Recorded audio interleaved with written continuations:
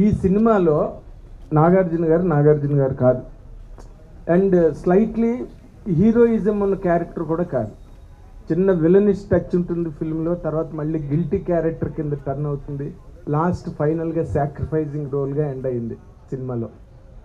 మీరు ప్రధానంగా ఈ క్యారెక్టర్ని ఎంచుకోవడానికి కారణం ఏంటి? What is your personal experience as an actor he's done an number of characters in the career? ప్రధానంగా ఈ క్యారెక్టర్ని ఎంచుకోవడానికి కారణం శేఖర్ కమలానే. ఆయనతో పనిచేయాలి, ఆయన మీద ఉన్న నమ్మకం. ఎందుకంటే ఆయన సినిమాలు అన్నీ చూశాను, almost everything I have seen. ఆయన క్యారెక్టర్స్ని ఎంత బాగా జస్టిఫై చేస్తారో తెలుసు. ఈ కథ విన్నగానే నాకు అనిపించింది నాది మెయిన్ క్యారెక్టర్ అని. ఎవ్రీబడి నా చుట్టూ తిరుగుతున్నారు స్టార్టింగ్ నుంచి ఎండ్ వరకు. మేబీ స్క్రీన్ ప్లేస్ స్పేస్ ఇంకోళ్ళకి ఎక్కువ ఉండొచ్చు, but that is not the criteria. నాకు ఈ కథ వినగానే this is Deepak's film from start to ending. కథ విన్నగానే అండ్ శేఖర్ చెప్పినప్పుడు కూడా అలాగే చెప్పాడు నాకు. ఈ క్యారెక్టర్ ఆర్క్ చాలా బాగుంది, సో నాకు అది బాగా నచ్చింది. ఇప్పుడు జిమ్ సౌరభ్ గారి arc, gym Saurabh did a fantastic job,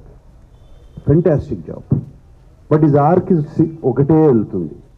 అలాగే ధనుష్ గారిది ఇట్స్ ఓన్లీ 2, హోమ్లెస్, అక్కడ నుంచి ఎడ్యుకేట్ అవటం, మైండ్లో ఒక గిల్ట్ కాంప్లెక్స్ కానీ ఇది కానీ అది ఇది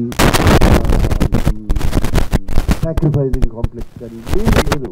ఆ క్యారెక్టర్ వెరీ ఇన్నోసెంట్ క్యారెక్టర్, ఒకటే గ్రాఫ్లో వెళ్తుంది, సింగిల్ లైన్లో వెళ్తుంది. నా క్యారెక్టర్కి శేఖర్ గారు 3 షేడ్స్ ఇచ్చారు యాక్చువల్గా.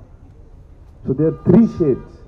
సో అందుకనే ఈ క్యారెక్టర్ బాగా నచ్చి చెప్పినగానే వెంటనే నేను చేశాను ఈ క్యారెక్టర్.